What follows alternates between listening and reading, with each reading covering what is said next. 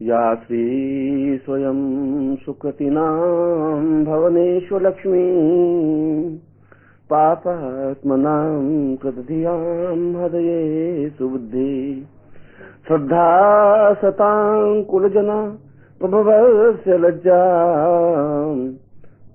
त्वां नतास्म परिपालय देवि विश्वम्। भगवती महालक्ष्मी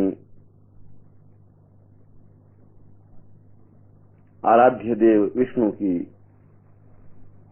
आधारभूता शक्ति 10 महाविद्याओं में एक प्रमुख कमला के नाम से महाविद्या और त्रिगुणात्मक स्वरूप में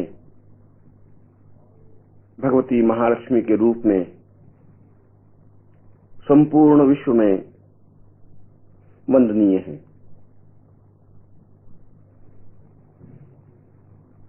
क्योंकि पूरे विश्व का आधार भगवती लक्ष्मी है, जो क्षीर सागर से उत्पन्न समस्त संसार का पालन पोषण करने वाली, जीवन में सुख सौभाग्य आनंद और पूर्णता प्रदान करने वाली एक ऐसी महादेवी है जिसकी आराधना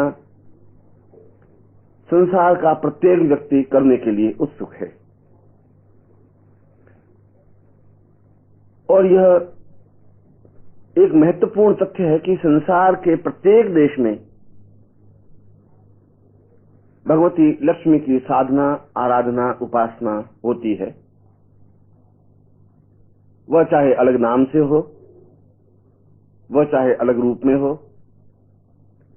वह चाहे अलग क्रिया पद्धति में हो, परंतु लक्ष्मी की मान्यता तो संपूर्ण विश्व में है ही, क्योंकि बिना लक्ष्मी के तो जीवन का आधारभूत सत्य ही समाप्त हो जाएगा। जीवन के दोनों पक्ष हैं, आध्यात्मिक और भौतिक। आध्यात्मिक जीवन का आधार भी लक्ष्मी ही है, क्योंकि अध्यात्म रहेगा मनुष्य में और मनुष्य जीवित रहेगा अन्न से, जल से, आवास से, और इसके मूल में तो लक्ष्मी है ही। ठीक इसी प्रकार से संपूर्ण भौतिक संपदा की अधिष्ठात्री देवी भगवती महालक्ष्मी ही है।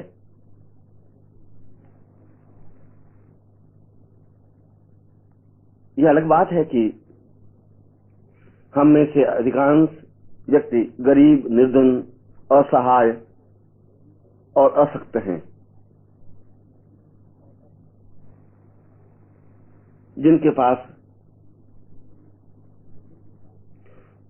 पूर्ण उपयोग में आने वाली वस्तुओं का भी अभाव है।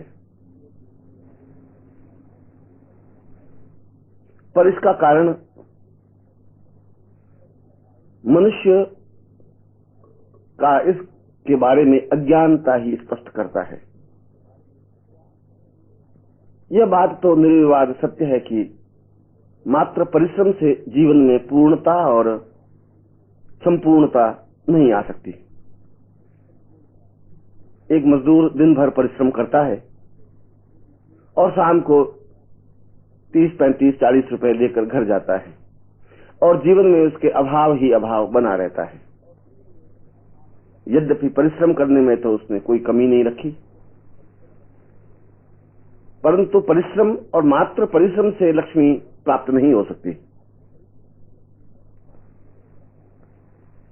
लक्ष्मी प्राप्ति तो देवी कृपा या भगवती महालक्ष्मी की साधना से ही संभव है।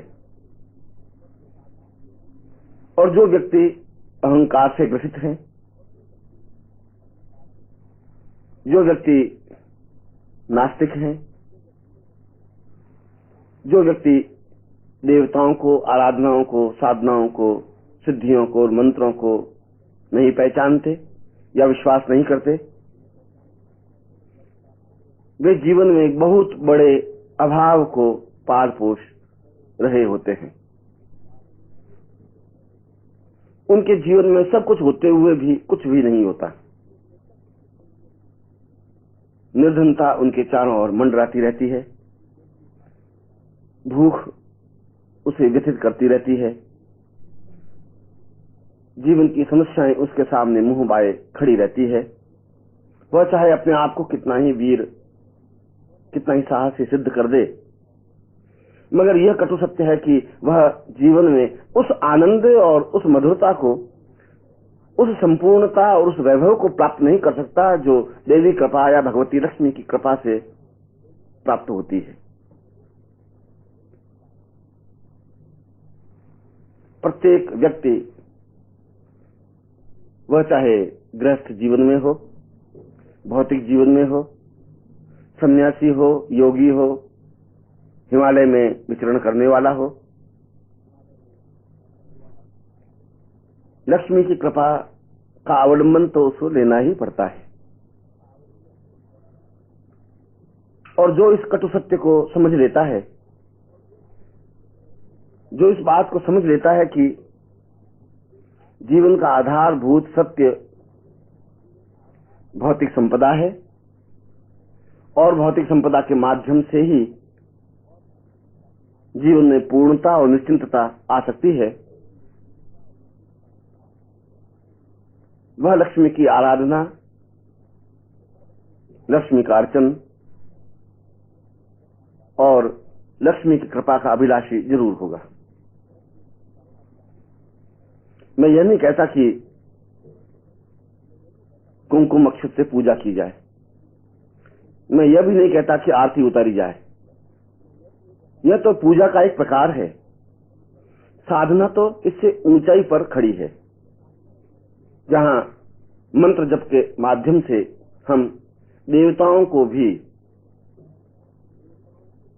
इस बात के लिए विवश कर देते हैं कि वे अपनी संपूर्णता के साथ व्यक्ति के साथ हो,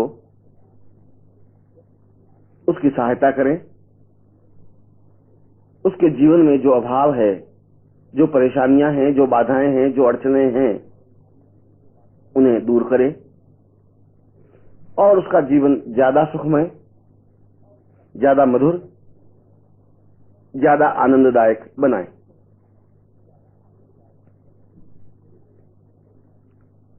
इसमें कोई दो राय नहीं कि जीवन में महाकाली और महासरस्वती की साधना भी जरूरी है, क्योंकि भगवती काली की साधना से जहां जीवन निष्कंटक और शत्रु रहित बनता है, व्यक्ति निश्चिंत होकर अपने पथ पर तेजी के साथ आगे बढ़ता है। महासरस्वती साधना के माध्यम से उसे बोलने की शक्ति प्राप्त होती है, उसका व्यक्तित्व निखरता है, वह समाज में सम्माननीय और पूजनीय होता है। मगर यह सब तब हो सकता है जब लक्ष्मी का आधार हो। यस्यास्ति वित्तम स नरः कुलीन स पंडितः स गुणवान स गुणज्ञ स एव वक्ता सच दर्शनीयम सर्वे गुणा कांचनमाश्रयन्ते। जिसके पास लक्ष्मी की कृपा है, यस्यास्ति वित्तम स नरः कुलीन, समाज उसको समझदार समझता है, प्रतिष्ठित समझता है, ऊंचे खानदान का समझता है। स पंडित, उसको पंडित कहते हैं, विद्वान कहते हैं। स गुणज्ञ, लोग उससे सलाह लेते हैं, उसके पास बैठते हैं, उससे मित्रता करने का प्रयत्न करते हैं। जिसके पास लक्ष्मी की कृपा होती है, वह अपने आप अच्छा वक्ता बन जाता है। स एव वक्ता सच दर्शनीयम लोग उसका सम्मान करते हैं, समाज में पूजा करते हैं, उसके पास बैठने और उसकी मित्रता करने के लिए प्रयत्नशील होते हैं। कवि कह रहा है कि सर्वे गुणा कांचनमाश्रयन्ते, यह सब गुण मनुष्य के नहीं है, यह तो भगवती लक्ष्मी की कृपा के गुण हैं जो उस मनुष्य को प्राप्त है। पर प्रश्न उठता है कि क्या प्रत्येक मनुष्य के लिए लक्ष्मी की साधना आवश्यक है?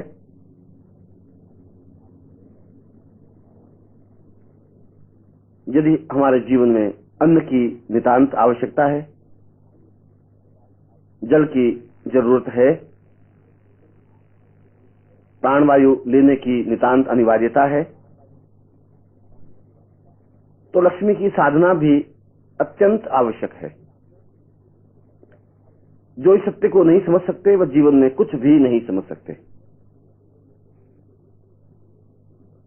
जो व्यक्ति जितना जल्दी इस तथ्य को समझ लेता है, वह इस बात को समझ लेता है कि जीवन में पूर्णता के लिए लक्ष्मी की आराधना, लक्ष्मी का सहयोग आवश्यक है, वह जीवन में सही अर्थों में पूर्णता की ओर वेग के साथ अग्रसर हो सकता है।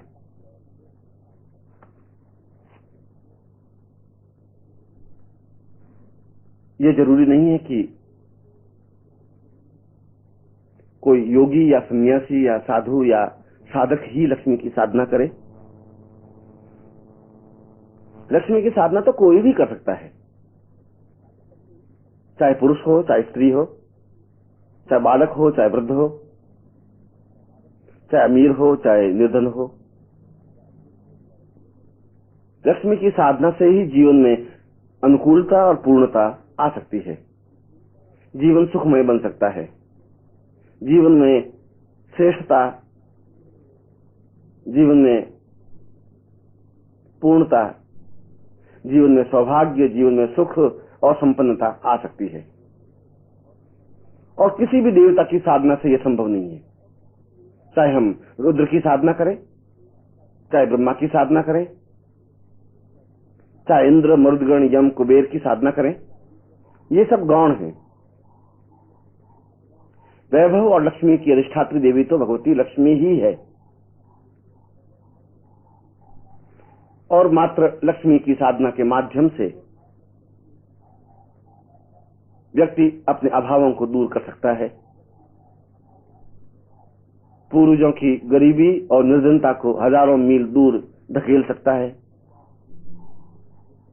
सर्वथा रोग रहित होकर जीवन को आनंददायक बना सकता है, संपन्नता और वैभव का प्रदर्शन कर सकता है,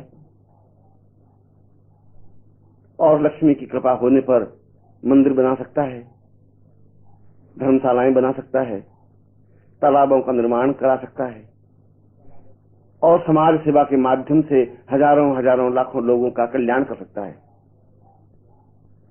इस दृष्टि से तो भगवती लक्ष्मी की साधना से जहां व्यक्ति स्वयं अपने जीवन को श्रेष्ठ कर सकता है, पूर्णता प्रदान कर सकता है, वहीं समाज के बहुत बड़े वर्ग को भी सुख और सौभाग्य, आनंद और मधुरता प्रदान कर सकता है। एकमात्र भगवती महालक्ष्मी की साधना ही एक ऐसी साधना है जो अत्यंत सरल है, जिसमें मंत्रों का आडंबर नहीं है, जिसमें ज्यादा कर्मकांड नहीं है, क्रियाकलाप नहीं है, जिसमें ज्यादा उपकरणों की आवश्यकता नहीं है। अत्यंत सरल और सामान्य साधना है, सहज साधना है। कहीं भी बैठकर इस प्रकार की साधना को संपन्न किया जा सकता है। आवश्यकता है दृढ़ निश्चय की, आवश्यकता है इस सत्य को समझने की, आवश्यकता है इस साधना में प्रवृत्त होने की, और आवश्यकता है दृढ़ता के साथ इस साधना को पूर्णता प्रदान करने की। और यह कार्य गुरु ही कर सकता है, क्योंकि लक्ष्मी के तो हजारों रूप हैं, हजारों प्रकार की लक्ष्मी की साधनाएं हैं। वैष्णव मत से अलग साधना है, रुद्र मत से अलग प्रकार है, ब्राह्मी पद्धति से लक्ष्मी की साधना अलग ढंग से की जाती है। वेदोक्त लक्ष्मी पूजन और लक्ष्मी आराधना बिल्कुल नए ढंग से बताई गई है। शाक्त संप्रदाय में लक्ष्मी की साधना का एक अलग ही रूप स्पष्ट किया गया है, और फिर औघड़ संप्रदाय में, नाथ संप्रदाय में, सुनसान संप्रदाय में और तंत्र संप्रदाय में लक्ष्मी के कई प्रकार, लक्ष्मी के कई स्वरूप और लक्ष्मी से संबंधित कई साधनाएं स्पष्ट की हैं। इसलिए यह समझ में नहीं आता कि किस प्रकार की साधना की जाए, कौन सी साधना की जाए। यद्यपि सभी साधनाएं भगवती लक्ष्मी से ही संबंधित हैं, ये सभी साधनाएं लक्ष्मी प्रदान करने वाली साधनाएं हैं। इन सभी साधनाओं से लक्ष्मी का वरदहस्त और लक्ष्मी का वरदान प्राप्त होता है, पर प्रत्येक व्यक्ति के लिए एक अलग प्रकार की साधना ही मान्य है, क्योंकि प्रत्येक व्यक्ति दूसरे व्यक्ति से भिन्न है। उसकी प्रकृति, उसका आकार, उसका चिंतन, उसकी विचार पद्धति, उसके जीवन निर्माण के तंतु सब कुछ अलग अलग हैं, और अलग अलग है तो फिर लक्ष्मी का स्वरूप भी अलग अलग है। उस अमुक व्यक्ति के लिए किस प्रकार की साधना उपयुक्त है, कौन सी साधना उपयुक्त है, किस तरीके से लक्ष्मी की साधना संपन्न की जाए, यह सब विचारणीय है, और इसका ज्ञान केवल गुरु ही दे सकता है, जो उसका पथ प्रदर्शक है, जो उसको रास्ता बताने वाला है, जो उसके जीवन का निर्माण करने वाला है, जो उसकी बाधाओं और परेशानियों के बीच स्तंभ की तरह खड़ा है। क्योंकि गुरु को इन सारी पद्धतियों का ज्ञान होता है, यदि वह सही अर्थ में गुरु है। यदि पाखंडी है, ढोंगी है, तो वह शिष्य को कोई ज्ञान नहीं दे सकता, क्योंकि जब उसको स्वयं को ही ज्ञान नहीं है तो वह शिष्य को क्या ज्ञान देगा। जो स्वयं निर्धन है वह शिष्य को संपन्न कैसे कर सकता है। जो स्वयं अज्ञानी है वह शिष्य को ज्ञान कैसे दे सकता है। जिसने स्वयं वैभव संपदा का आस्वादन नहीं किया वह शिष्य को इस रास्ते पर कैसे गतिशील कर सकता है।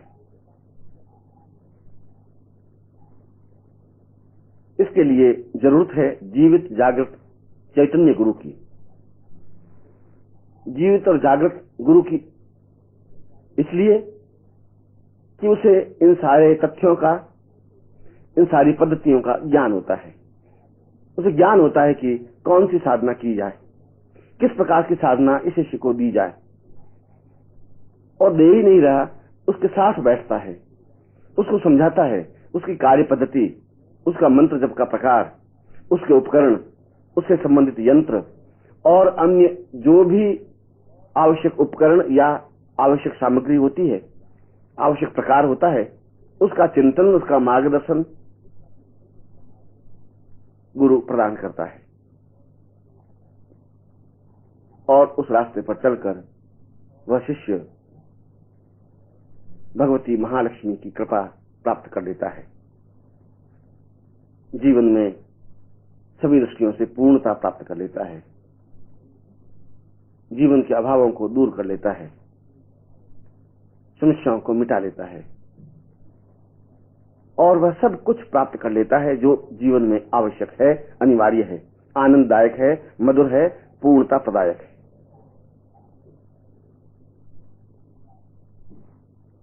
इसलिए व्यक्ति को लक्ष्मी से संबंधित साधना ढूंढने से पहले,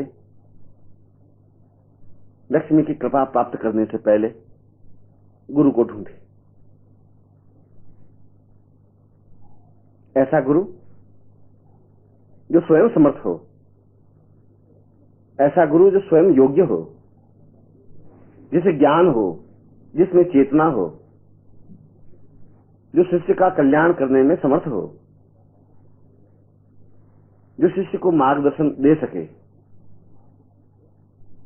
उसे रास्ता दिखा सके, उसकी उंगली पकड़कर साधना के पथ पर अग्रसर कर सके, उसे साधना का आनंद और साधना का स्वाद प्रदान कर सके। और फिर समय मिलने पर गुरु से प्रश्न करे कि भगवती लक्ष्मी से संबंधित कौन सी साधना प्राप्त की जाए, संपन्न की जाए, जिससे कि जीवन की गरीबी, जीवन का अभाव, जीवन की निर्धनता दूर हो सके, जीवन में पूर्णता आ सके, जीवन में संपन्नता आ सके, ऐश्वर्य आ सके, श्री और सौभाग्य आ सके। और गुरु उसे उस साधना पद्धति को प्रदान कर देता है जो उसके जीवन के लिए आवश्यक होती है।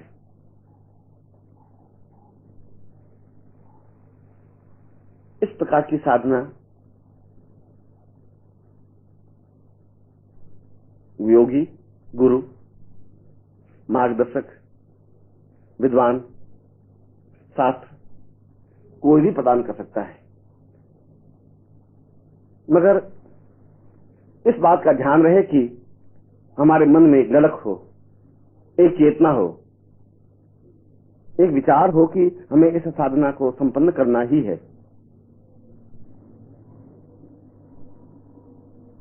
जब तक साधक में एक जोश, एक चेतना नहीं होती, ललक नहीं होती, जब तक साधक में यह आत्मविश्वास नहीं होता कि उसे साधना करनी ही है, तब तक साधना प्रारंभ भी नहीं हो सकती। मंत्र पर, गुरु पर, साधना पर विश्वास होना चाहिए। मंत्रे तीर्थे द्विजे देवे दैवज्ञे भेषजे गुरु यादृशी भावना यस्य तादृशी फलितम मया। जिसकी जैसी भावना होती है, जिसकी जैसी श्रद्धा होती है,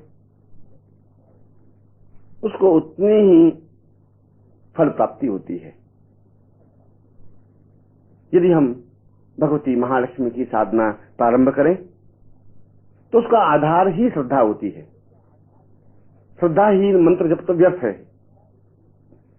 श्रद्धाहीन दीपावली मनाना बेकार है। हजार हजार घी के दिए जला करके भी हम भगवती महालक्ष्मी को प्रसन्न नहीं कर सकते। उनके सामने भोग लगाकर, घंटा घड़ियाल बजाकर देवी की अनुकूलता प्राप्त नहीं कर सकते। यह तो हम कई वर्षों से करते आ रहे हैं। कई वर्षों से दीपावली की रात्रि को दीपों की जगमगाहट करते आ रहे हैं, आतिशबाजी फोड़ते आ रहे हैं। भगवती महालक्ष्मी का चित्र घर में स्थापित करके और उसके सामने अगरबत्ती, धूप, दीप लगाते आ रहे हैं, भोग लगाते आ रहे हैं, घंटा घड़ियाल बजाते आ रहे हैं, मगर हम वहीं के वहीं हैं जहां थे। क्या कारण है? इतना सब कुछ करने के बावजूद भी हमें फल क्यों नहीं मिल रहा है? इसके मूल में अश्रद्धा है, औपचारिकता है, एक निर्वाह है कि हमें दीपावली मनानी है, दीपावली मनानी है, हमें लक्ष्मी का पूजन करना है, लक्ष्मी का पूजन करना है। और जो तुम्हारे पंडित आते हैं, जो तुम्हारे पुरोहित आते हैं, उनको खुद को भी लक्ष्मी की साधना और मंत्र का ज्ञान ही नहीं होता।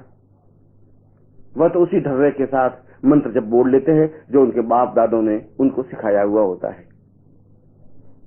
उनको यह भी ज्ञान नहीं होता कि यह मंत्र जब सही है भी कि नहीं, इसको करना चाहिए या नहीं, इसको किस तरीके से संपन्न करवाना चाहिए, इसका कोई ज्ञान उसको नहीं होता। वह तो लकीर के फकीर होते हैं, वे स्वयं श्रद्धाहीन होते हैं, फलस्वरूप साधक भी श्रद्धाहीन ही रह जाता है। इसलिए भगवती महालक्ष्मी की साधना, उनकी प्रसन्नता प्राप्ति, उनसे वरदान प्राप्त करने के लिए यह नितांत अनिवार्य है कि हमारे मन में श्रद्धा हो, संकल्प शक्ति हो, गुरु हो जो तुम्हें ज्ञान दे सके, जो तुम्हें चेतना दे सके, संपर्क करके व्यक्तिगत रूप से मिल करके उन मंत्रों को प्राप्त किया जाए जो अपने आप में चैतन्य और आधुनिक जीवन में पूर्णता प्रदान करने वाले हैं। और फिर गुरु के पास पहुंचकर लक्ष्मी दीक्षा प्राप्त करें। और ये दीक्षा तो अनिवार्य है, क्योंकि इस दीक्षा से, लक्ष्मी दीक्षा से, महालक्ष्मी दीक्षा से शिष्य के पूरे शरीर में गुरु लक्ष्मी की स्थापना कर लेता है, 108 लक्ष्मियों का आवाहन करता है। धन लक्ष्मी, धान्य लक्ष्मी, धरा लक्ष्मी, हर्म्य लक्ष्मी, कीर्ति लक्ष्मी, आयु लक्ष्मी, वैभव लक्ष्मी, पुत्र पौत्र लक्ष्मी, वाहन लक्ष्मी, संपूर्णता लक्ष्मी। सैकड़ों प्रकार की लक्ष्मी के स्वरूप हैं। इन सभी स्वरूपों को उसके शरीर में स्थापित करने से ही दीक्षा का क्रम पूरा होता है और तभी साधक लक्ष्मी की साधना करने पर पूर्णता और निश्चिंतता प्राप्त करता ही है। यह सत्य है। अभी मैंने बताया कि भगवती महालक्ष्मी की साधना करने से पूर्व यदि व्यक्ति अपने गुरु से या विद्वान से भगवती महालक्ष्मी की दीक्षा प्राप्त कर लेता है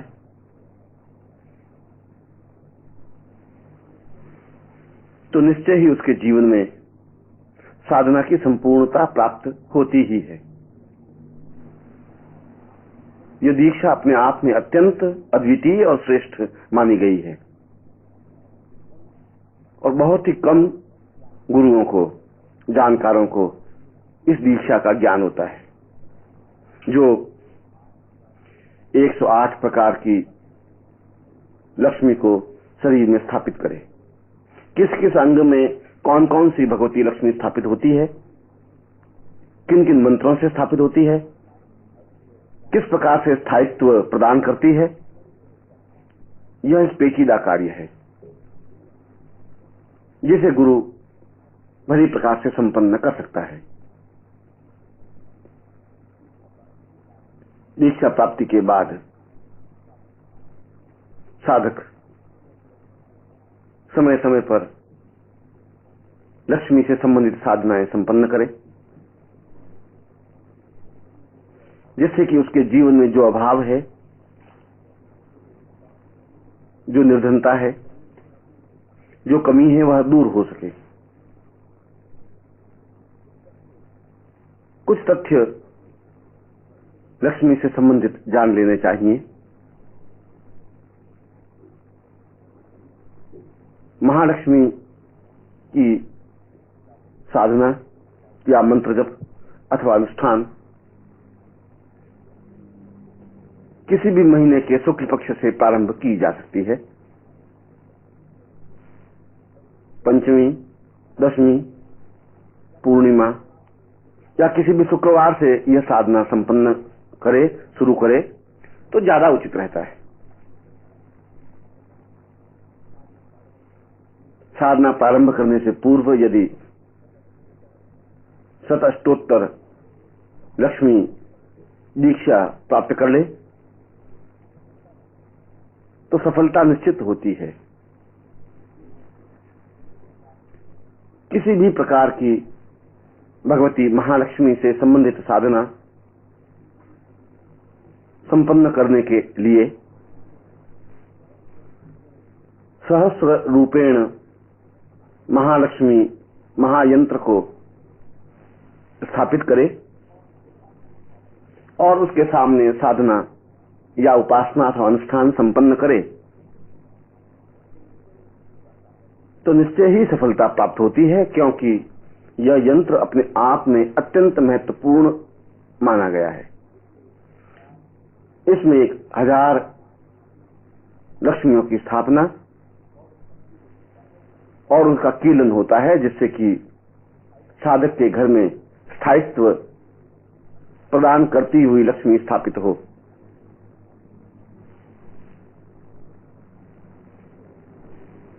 इसमें कमल पुष्प, गुलाब के पुष्प का प्रयोग पूजन के समय करें और कमलगट्टे की माला से मंत्र जप हो या स्फटिक माला से मंत्र जप हो तो ज्यादा उचित माना गया है। इस प्रकार की साधना व्यक्ति अपने घर में या पूजा स्थान में अकेले या पत्नी के साथ संपन्न कर सकता है। इनमें से मैं कुछ प्रयोग जो अत्यंत गोपनीय और महत्वपूर्ण है दे रहा हूं। इन प्रयोगों को प्रत्येक व्यक्ति को और साधक को संपन्न करने ही चाहिए।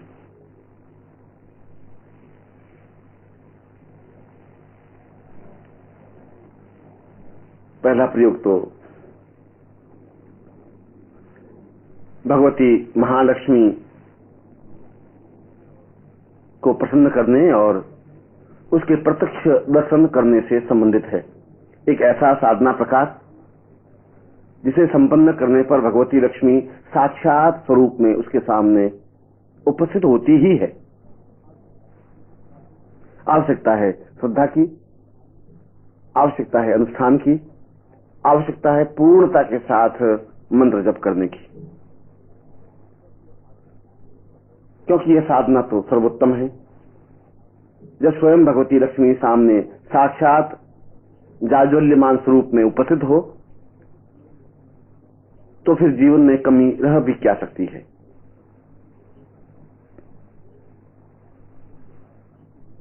इसके लिए साधक किसी भी शुक्रवार से साधना प्रारंभ करे और यह केवल 15 दिन की साधना है।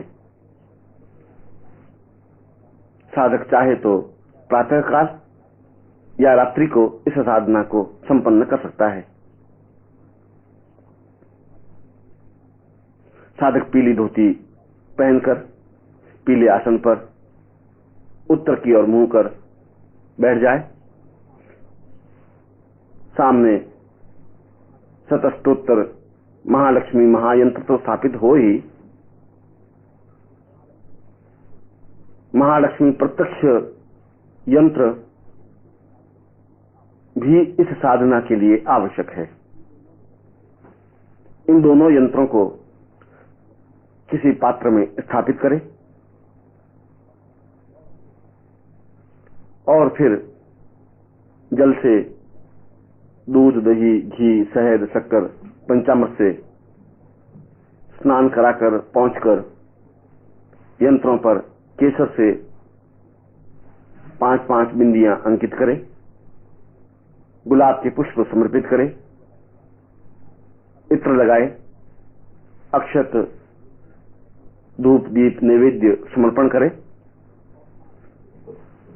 और सामने शुद्ध घृत का दीपक लगाए। फिर कमलगट्टे की माला से मंत्र जप संपन्न करें। इसमें 21 दिन में 5 लाख मंत्र जप करने का विधान है। यदि साधक रात्रि को साधना संपन्न करे तो ज्यादा उचित है। इस साधना को पुरुष या स्त्री कोई भी संपन्न कर सकता है। मंत्र है ओम श्रीं श्रीं श्रीं भगवती महालक्ष्मी प्रत्यक्ष आगच्छ आगच्छ दशय दशय श्रीम श्रीम श्रीम फट। जब मंत्र जब पूरा हो जाए तो 10,000 कमल बीजों से घृत की आहुतियां प्रदान करें। यह यज्ञ एक दिन में ही संपन्न हो जाना चाहिए। इसी मंत्र से, जिस मंत्र से वह मंत्र जाप संपन्न कर रहा है, यज्ञ के बाद 5 कुमारी कन्याओं को भोजन कराए, यथोचित वस्त्र दान दक्षिणा आदि प्रदान करें।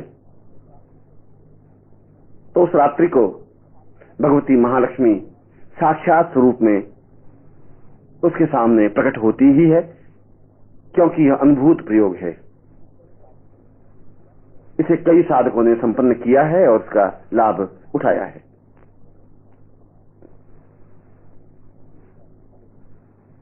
दूसरा प्रयोग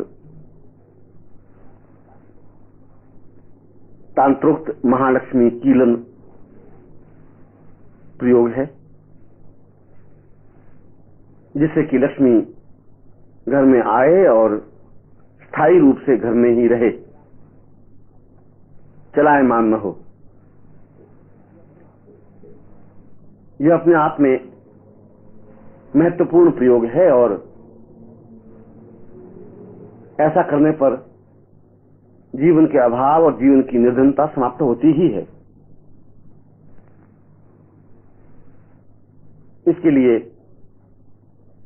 तांत्रोक्त महालक्ष्मी यंत्र की आवश्यकता होती है, जो कि अत्यंत महत्वपूर्ण होता है। उसे अपने सामने पीला वस्त्र बिछाकर स्थापित करें। किसी भी शुक्रवार या पंचमी, दशमी या पूर्णमासी से यह साधना प्रारंभ करें। उत्तर दिशा की ओर मुंह कर उस महायंत्र की पूजा करें। सामने 5 घृत के दीपक लगाए और 100 सिद्धि फलों से भगवती महालक्ष्मी का अर्चन करें। उनके सामने सिद्धि फलों को समर्पित करें।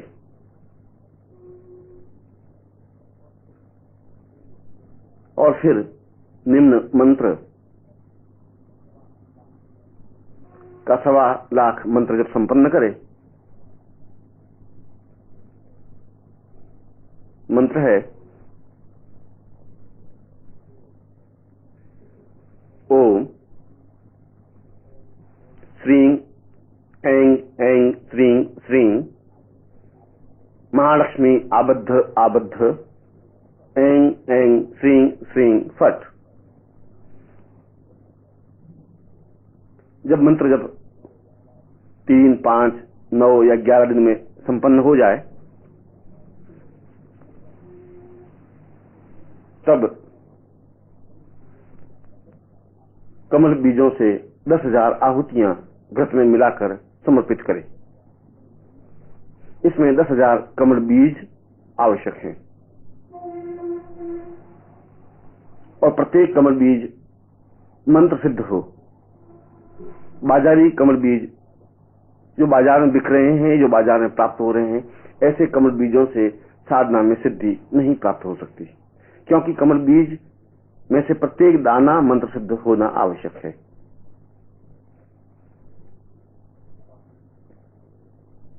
और फिर किसी ब्राह्मण को, पंडित को, कन्या को भोजन कराकर यथोचित मान सम्मान प्रदान करे।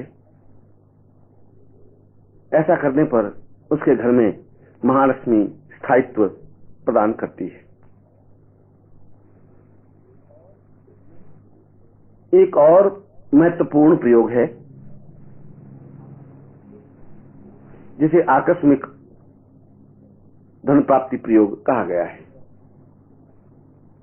लॉटरी के माध्यम से, घुड़दौड़ के माध्यम से या कोई ऐसे प्रकार से जो न्यायोचित हो, समाजोचित हो और आकस्मिक रूप से लक्ष्मी प्राप्ति हो, जिससे कि जन्म जन्म की दरिद्रता समाप्त हो सके। घर में वैभव और संपन्नता आ सके, जीवन में पूर्णता और श्रेष्ठता प्राप्त हो सके। किसी भी पंचमी से यह प्रयोग प्रारंभ किया जा सकता है। इसके लिए 1000 सिद्धि फल, 1000 कमल बीज, 1000 लघु नारियल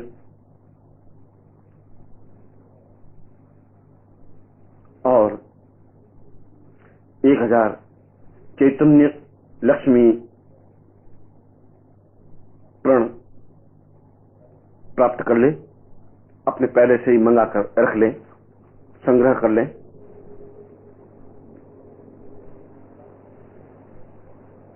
रात्रि को यह साधना प्रारंभ करें। कुल 5 लाख मंत्र जप करने का विधान है।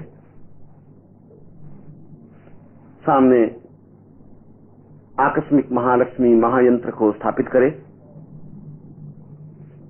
और जिन वस्तुओं की मैंने गणना की है उसे उनके सामने रख दे।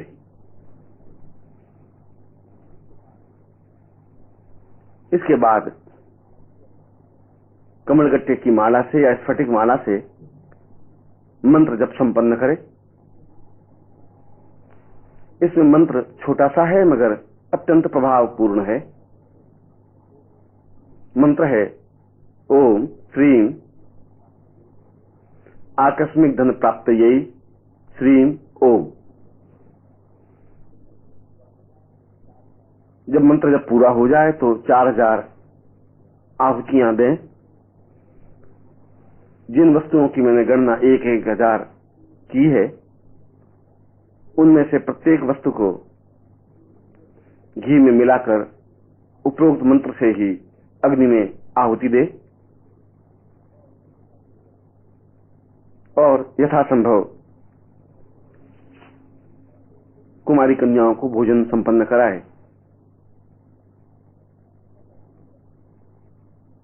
ऐसा करने पर साधक को स्वप्न में संकेत मिल जाता है कि उसे कौन सा प्रकार अपनाना है जिससे कि आकस्मिक धन प्राप्ति हो सके।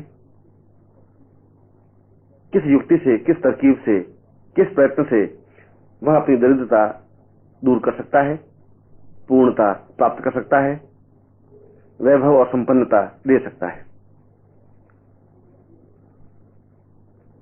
यह प्रयोग भी अत्यंत महत्वपूर्ण है। आवश्यकता इस बात की है कि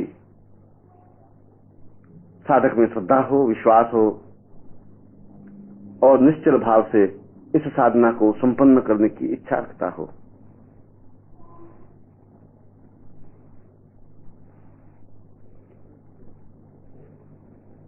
एक प्रयोग दीपावली की रात्रि से संबंधित है। दीपावली की रात्रि को ही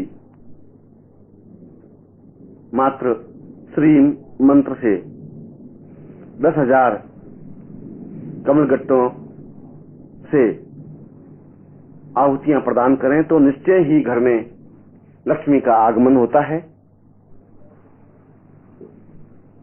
और दरिद्रता समाप्त होती है।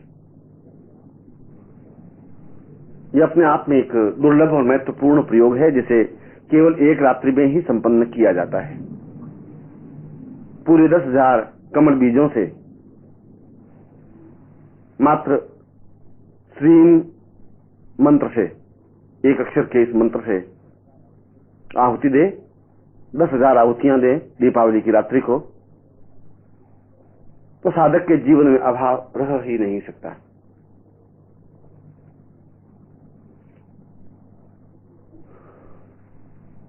यदि यह प्रयोग संपन्न करे और नित्य अपने घर में लक्ष्मी सूक्त का श्रवण करे, सुने या उच्चारण करे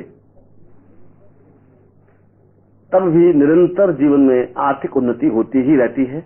व्यापार में वृद्धि, आर्थिक उन्नति, भौतिक सुख, सौभाग्य, ऐश्वर्य प्राप्त होता ही है। मैं लक्ष्मी सूक्त का उच्चारण कर रहा हूं। यदि नित्य इस सूक्त को ही घर में बजाएं सुबह,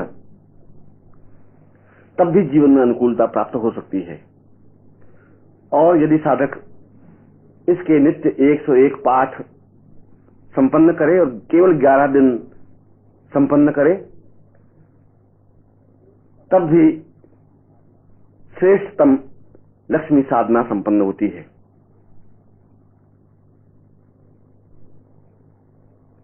मैं उस श्री सूक्त को स्पष्ट कर रहा हूं, जिसे रोज प्रातः काल घर में बजाना, श्रवण करना और मनन करना अत्यंत उपयोगी, महत्वपूर्ण और लक्ष्मी प्रदायक माना गया है।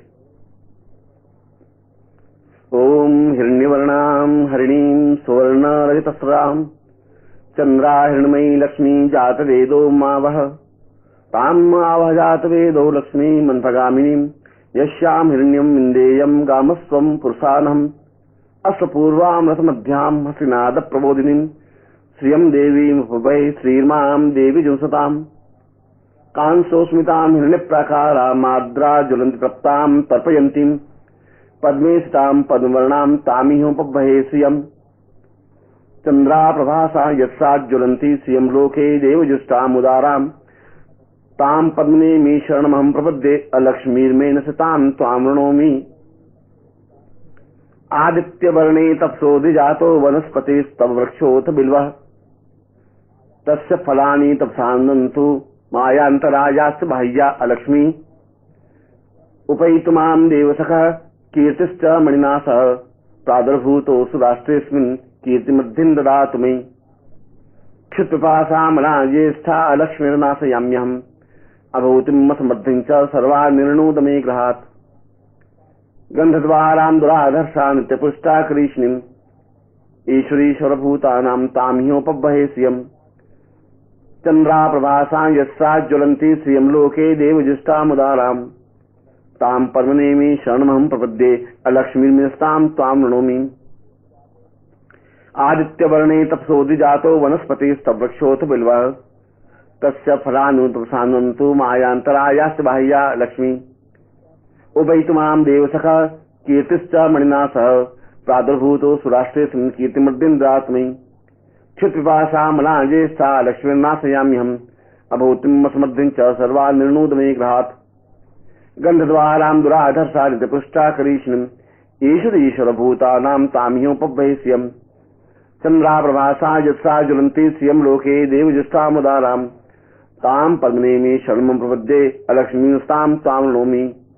आदित्यवर्णे तपसोद्जातो वनस्पतिस्तव वृक्षोऽथ बिल्वः तस्य फलानि तपसानन्तु मायान्तरायाश्च बाह्या लक्ष्मी। उपैतुमां देवसखः कीर्तिश्च मणिना सह प्रादुर्भूतोऽसु राष्ट्रेऽस्मिन् कीर्तिमद्धिं ददातु मे। मनसः काममा कोटिं वाचा सत्यं सीमहि पशूनां रूपमनुष्य मयि श्रीशैताम्यसः। श्रिये जात श्रियं पूर्वं श्रियं देव वदाम्यहम् चिन्तयेद् भवतां पूर्णं पवित्रं पूर्णतां वदम्। लक्ष्मी कृपा वदां पूर्वं सहिते सवितं सुराः दीर्घो वैश्यां नृनं लक्ष्मी धान्यलक्ष्मी वसं प्रियः। कीर्तिश्च मणिधां पूर्वं सचिन्त्यं वदां पूर्वः सूर्यं प्रकाशबिन्दुश्च पूर्वौ शब्दां सदैव वदः। आत्युर्पूर्वतां पूर्वा चिन्त्यं सा सवितां पुरः देव्यैश्च देव्यै सहिते पूर्वद्युम्मावदः। आप सृजन्तु पूर्वासां दीर्घस्यां भवतां प्रभु चैतन्यं लक्ष्मीतां पूर्व सर्वसिद्धि प्रदायकम्। धनं धान्यं धरा हर्म्यं कीर्ति आयुर्सप्रियम् दुर्गान् नन्दनः पुत्रान् महालक्ष्मीं प्रयच्छ मे। धनं लक्ष्मी महालक्ष्मी धान्यलक्ष्मी महीय च कीर्तिलक्ष्मी महायच्च महालक्ष्मी प्रयच्छ मे।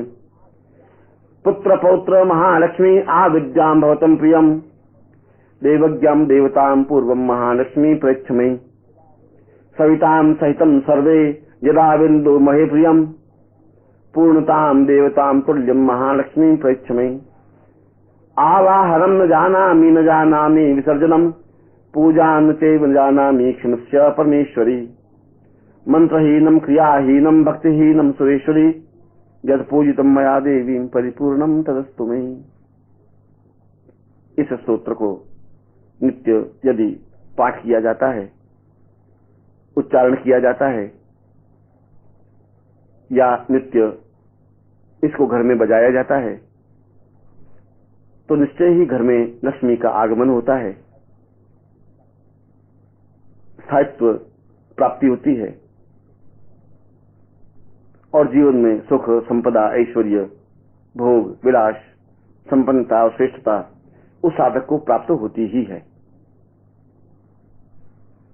इसीलिए तो जीवन में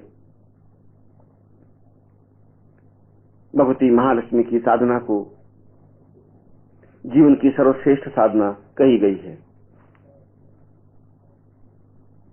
और भगवती महालक्ष्मी संपूर्णता के साथ आप लोगों को, साधकों को, श्रोताओं को प्राप्त हो, मैं ऐसा ही आशीर्वाद प्रदान कर रहा हूं।